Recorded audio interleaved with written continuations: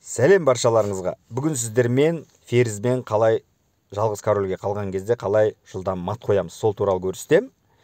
Ең қызықтың бәрі, егер менің YouTube каналымда профильге өтсеңіздер, о жақта қызықты видеолар өте көп. Ендеше кеттік, бастайық сабағымызды.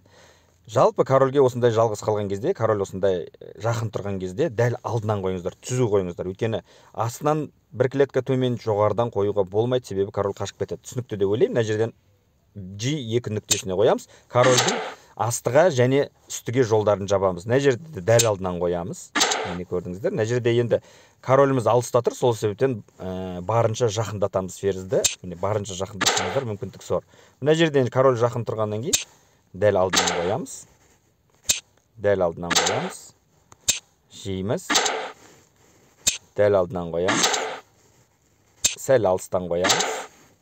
Мына жерде сәл алыстан қоя алмаймын, себебі король төбеге қашып кетеді. А7 нүктесіне. Сондықтан корольдарыңыз неғұрлым жақын тұрса, соғұрлым ферзді жақындатуға мынандай мүмкіндік болады. Көрдіңіздер? Мына жерде енді дәл қоя алмаймын, алдынан пешкі жақ қояды. Сондықтан ол пешкі бізге де кедергі жасап тұр, өзіне де кедергі жасап тұр. Сондықтан B8 нүктесіне қойсақ, төбеге қаша алмайды, өзінің пешкісі кедергі жасап тұр.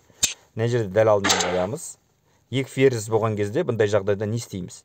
Бұндай жағдайда алыста тұрған ферзді жақындатуға тырысасыздар. Жақында тұрған ферзь ол көп нүктелерді жабады, сондықтан алыста тұрған ферзді бір-бірінің көмек арқылы шақырамыз. Мына жерде ферзь дәл алдынан қою техникасы, мүмкіндік бар да жақындатуға.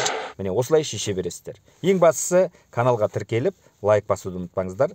Сіздерге рахмет.